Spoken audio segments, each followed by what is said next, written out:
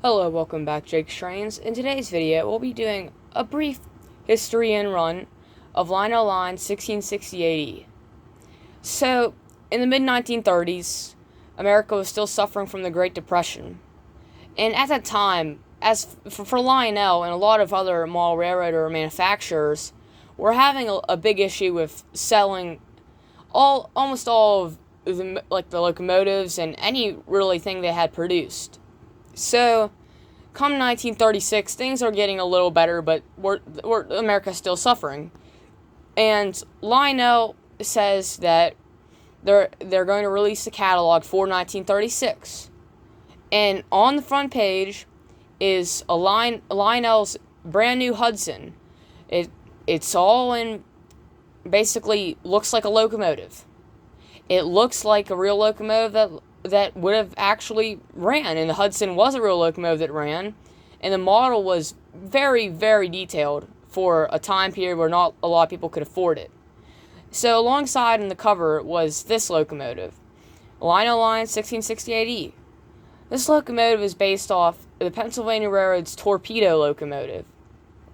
The Torpedo locomotive was just a normal K4 locomotive in a streamlined shroud. And it was around at that point for a few years, but when they released it, they put it into this gray scheme, which isn't really based off anything, but it still really puts some good accent on it. And when they produced this model, it came in the form of a 262, which the K4 was being a 462. So, although it is not exact like the Hudson, it is still a really good representation of the Torpedo. So, without further ado, let's run it.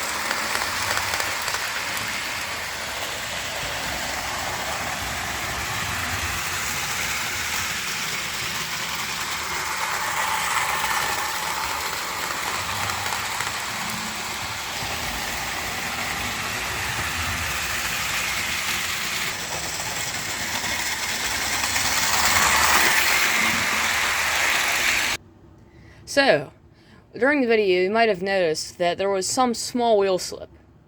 Now, this is due to the fact that when the 1668E came out, it was made to pull lighter aluminum and mix of aluminum steel passenger cars.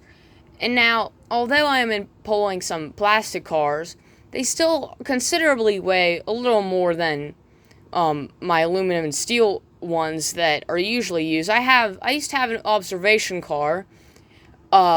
So it would have gone with it. You can, if you want to do more research on it, you can. But, it came with blue and silver passenger cars. That it really went well with the locomotive, and it went well with running it too. But you see, I think I got this at a train show about 2 years ago, maybe 1 year ago.